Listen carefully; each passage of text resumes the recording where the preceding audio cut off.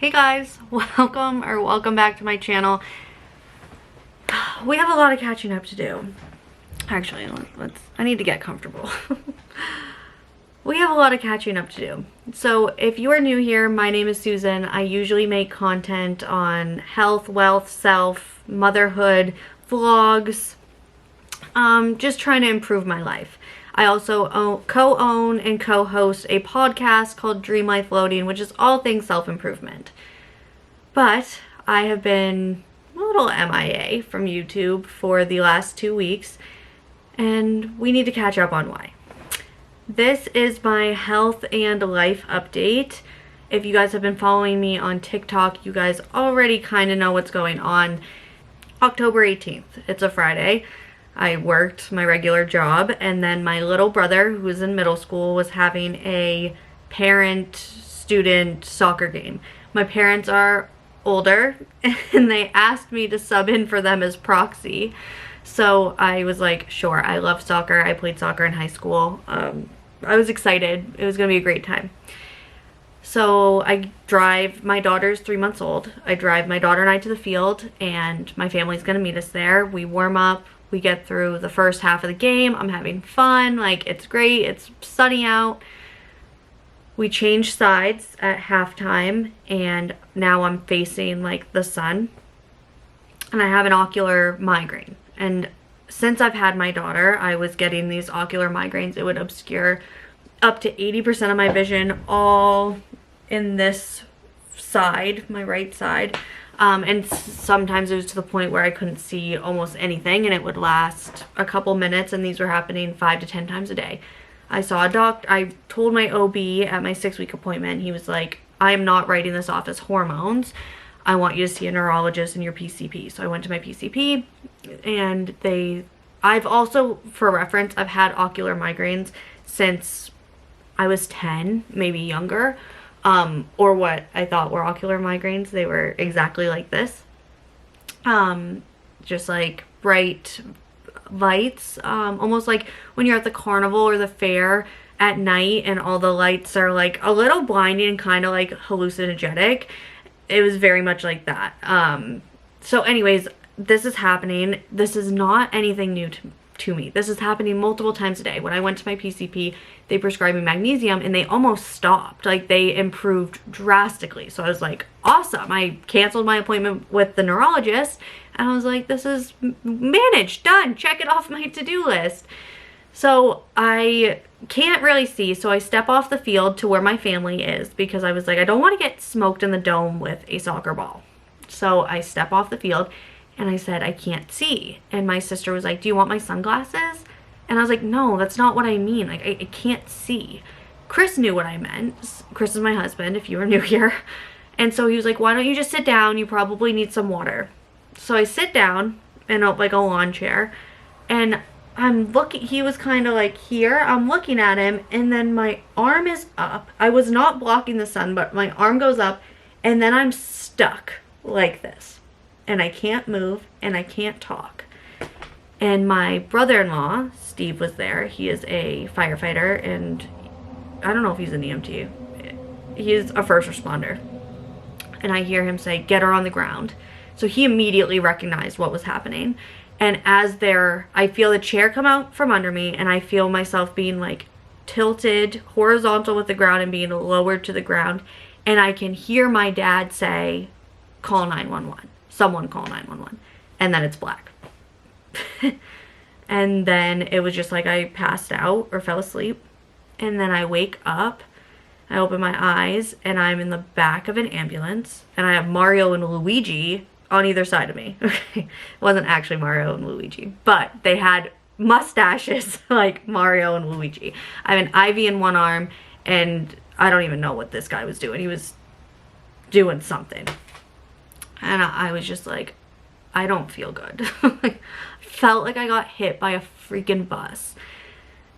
So they were like, do you know your name? And I honestly don't remember if I knew my name. I knew that my daughter was in my sister's arms, and I knew that Chris was there, like had been there before I passed out. And I couldn't remember anything from that day.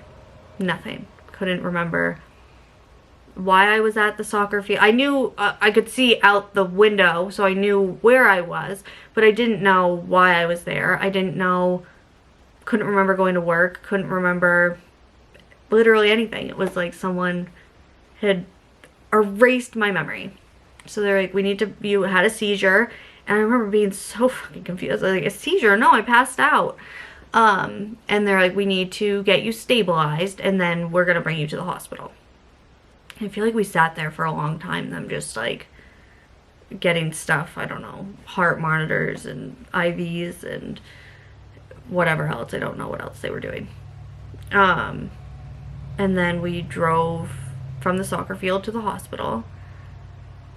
And I don't remember a lot from the hospital and being there. So I get to the hospital and I meet this doctor, and he comes in, he's very pleasant. I liked him. And he was asking me questions, and I was like, no, like, this was just what happened. Like, it was just an ocular migraine. This is what happened. And he was like, well, do you get a headache after? And I was like, no. And he was like, well, that's not an ocular migraine. And I was like, oh, like, I don't know. And so he was like, I want to get a head CT, and I think you have epilepsy. Like, I don't think that those were ocular migraines. I think you were having seizures. So that's like, oh, like, that stops you dead in your tracks.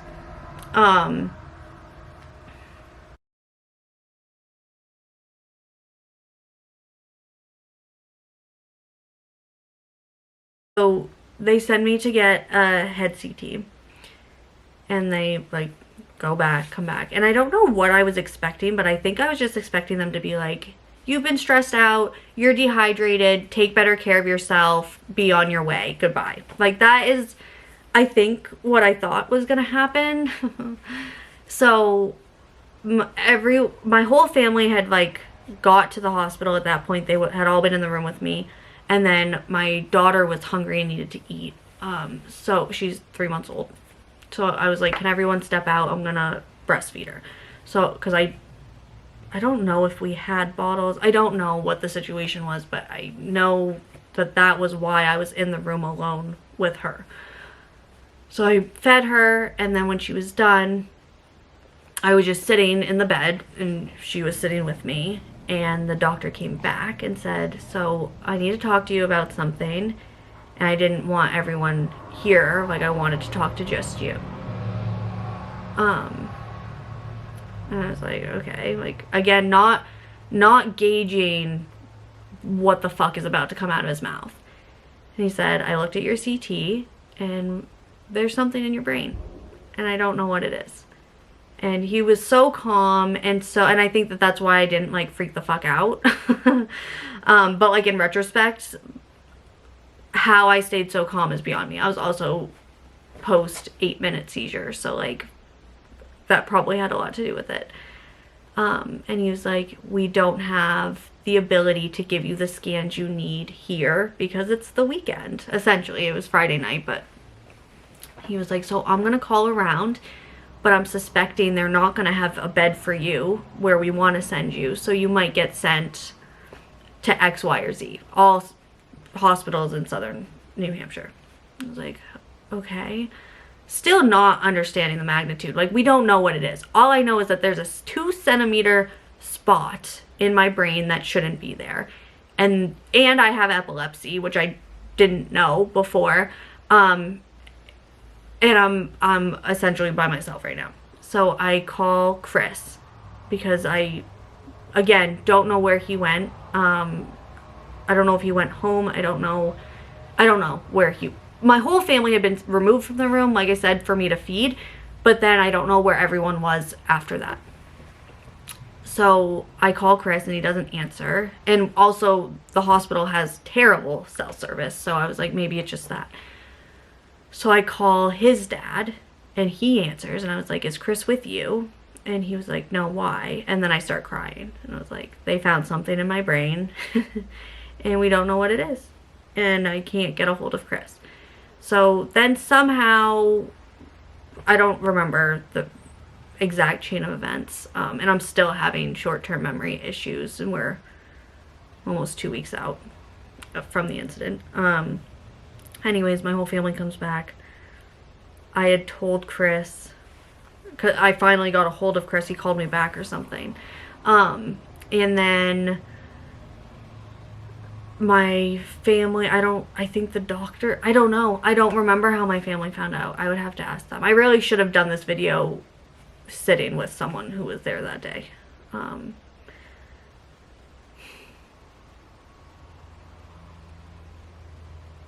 So anyways, my whole family is there, and I think the doctor was explaining it to them at this point.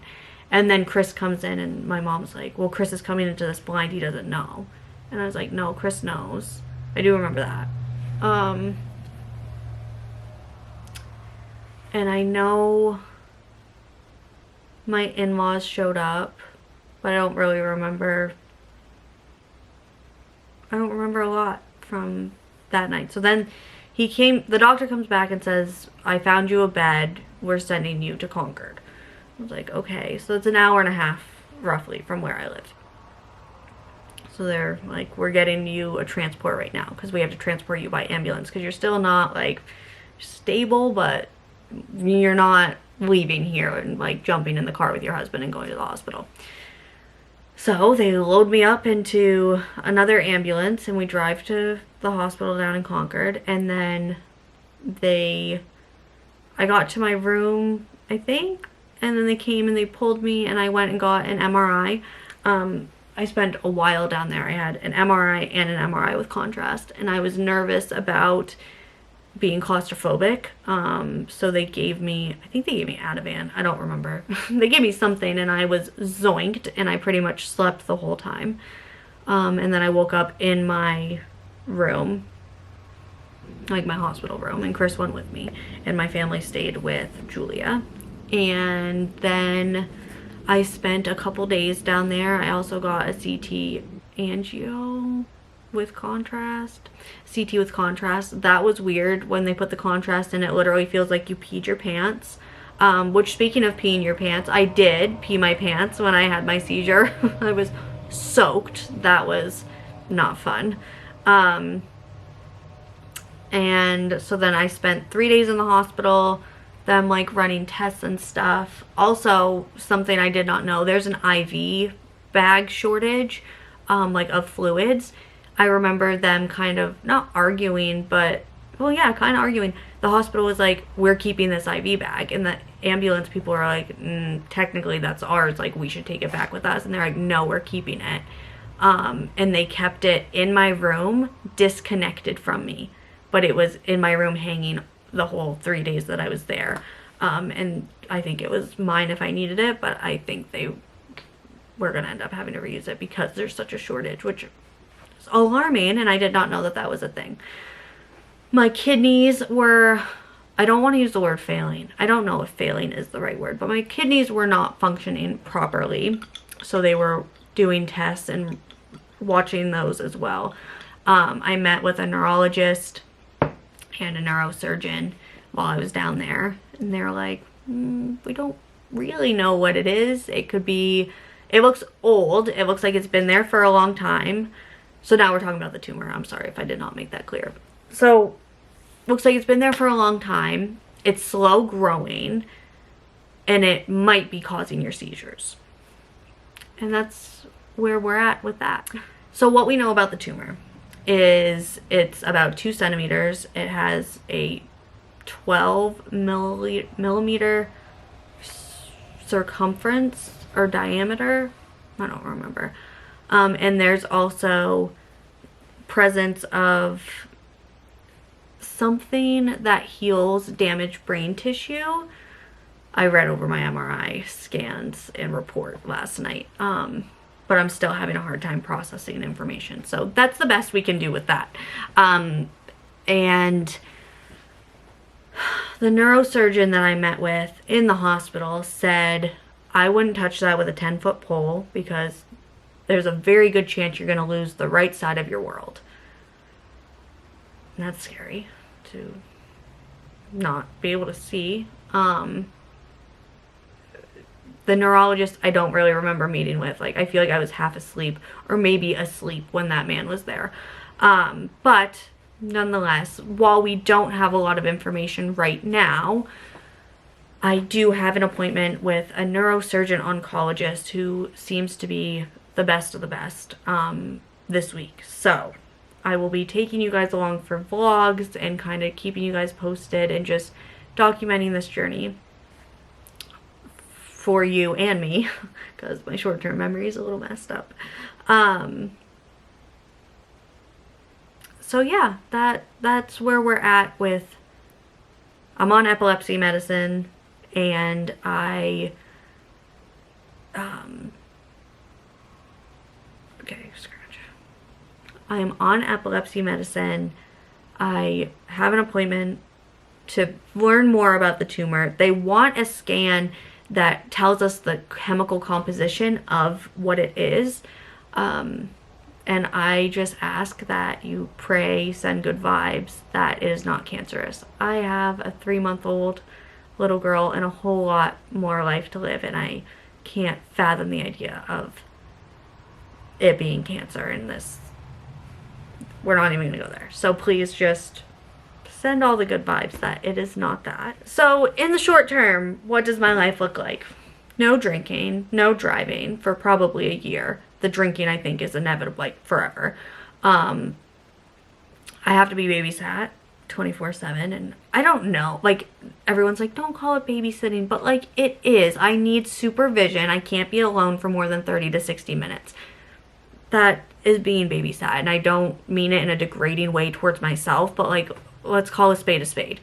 And it's hard to be watched 24/7. I was a very independent person. I spent a lot of my time alone, and now I am not alone, and I'm so thankful for the support, but sometimes it gets a little overwhelming, and I'm gonna be transparent about that. And just because you're frustrated with something doesn't mean you're ungrateful. The lesson of today. Speaking of, I need to check in because it's been a few minutes and everyone wants to make sure I'm okay. So let me do that. I started therapy because I was completely shut down. So the seizure happened on Friday. Friday to Wednesday, I felt nothing. Nothing. No anger, no sadness, no... I feel like I didn't even feel fear. Like, I was feeling absolutely nothing. And I think I felt like if I felt any of this, that the other shoe was going to drop and I was just going to die. And I know that that's not rational, but that is exactly how I was feeling. And that was scary and hard. And Chris was like, we got to talk. Like, I feel like I'm losing you. Like, I don't know where you are. Like, you're sitting here with an absent look on your face. You're not talking. You don't seem to be emoting. Like, what's going on? And then I, like, melted, literally melted into that man. He held me like a baby while I sobbed and snotted all over his shoulder. And just was like, I don't feel anything right now. Like, I am so scared that if I feel anything, that I'm gonna lose it all and I'm going to just perish. So that was hard. And then when I started feeling again, my emotions are so muted, and like, I used to feel love and joy and excitement so big it felt like my chest was gonna explode, and it doesn't feel the same, and I feel terrible about that. But that is probably a side effect of the medicine, so as I get used to it, we'll see. Also, just being that was a big seizure. I seized for at least 8 to 12 minutes, and I was unconscious for I don't even know how long. And my body still hurts really bad. So I've been doing massage therapy, heat, and just trying to get my muscles back. I got a massage yesterday by someone who did not know the circumstances. And she was like, have you been working out a lot? And I was like, no. And she was like, well, your back is like one of the tightest backs that I've ever worked on. And I was like, well, I had a Grand Mal Seizure a week and a half ago, and I'm in a lot of pain. So that was just, I'm sore, I'm tired, and I'm sore in every sense of the word. But I am so thankful to be here. I'm so thankful that I woke up from that seizure. And yes, life is different and hard, but I'm here. So that's, I'm just so glad I'm here. So I also want to take this time to talk about invisible injuries, because I look pretty okay and I sound alright. If you've watched my other videos, I probably sound a little slower, stuttering, and I'm not as concise as I like to be, but I'm giving myself grace. The medicine and the seizure, both the location of it and the damage that it did to my actual brain, affect my ability to process information. And I was saying it's hard to communicate. Like, when I'm talking, it's almost like Scrabble in my head, and it's very hard to put the pieces of the letters and the sentences together. My brain before the seizure and before all of this happened was a very loud, fast-paced, energetic, colorful, vibrant place to be. And now my mind is very quiet. Like, eerie quiet. I can sit and stare at something and think absolutely nothing. I've never been able to turn my brain off. So I'm adjusting to the quietness, and I think healing will be done in this space, this quiet space, and that's okay. The seizure feels very like before and after. And the seizure was like it imploded who I was. And now I am faced with picking up all the pieces and parts of my identity of who I was before and putting them back together. But who I am now is so different. But I look the same, so that can be confusing.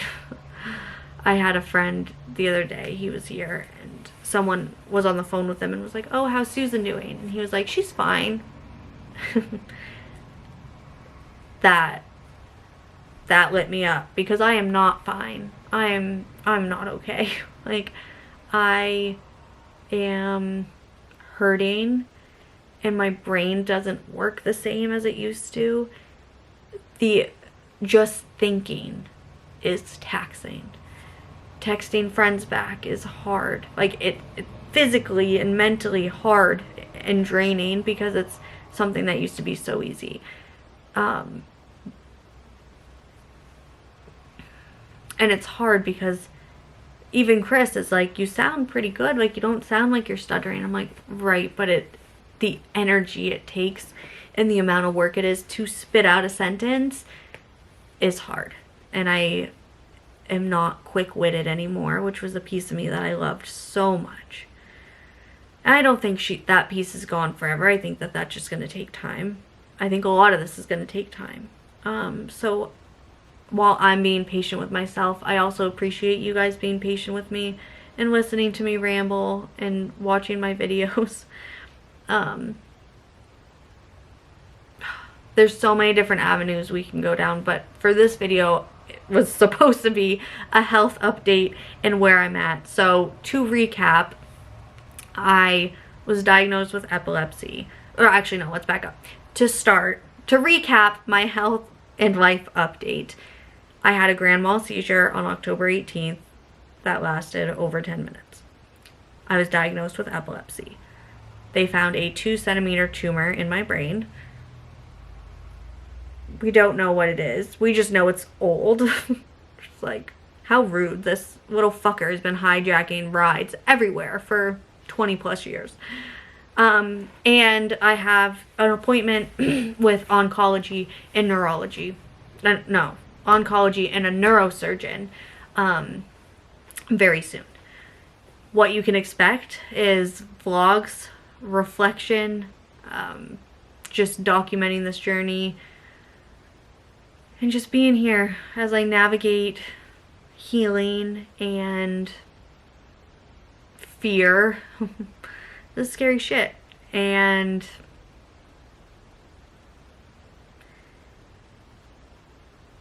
And there's a lot to unpack here. You guys could probably do a whole case study on me by the time we're done with all of this. But I want to say thank you so much for being here, for watching. You watching this video is supporting me and my family, which we really need right now. So thank you so much. I am starting to get some creative ideas going on different things, maybe merch related. But stay tuned for that. Please, the best way to help is to support. So just please like and subscribe. That is huge for us, our family right now. And then just interact with my content on TikTok, Instagram, wherever you're seeing me. And please drop in the comments, what do you think we should name my tumor? Because both the neurologist and neurosurgeon and my main doctor all said we should name it. So what are your guys' names? What are we naming this thing? Let me know. As always, thank you so much for watching, creating content, making videos, sharing my life. This is something that I love tremendously. It is my passion, and I am so grateful that I have the opportunity to do this. It's harder, and it looks a whole lot different than it did before. But this is growing, and this is life in real time. So thank you for being here. My appreciation and love is endless. And please just keep me, Chris, Julia, my whole family in your thoughts and prayers. See you in the next one.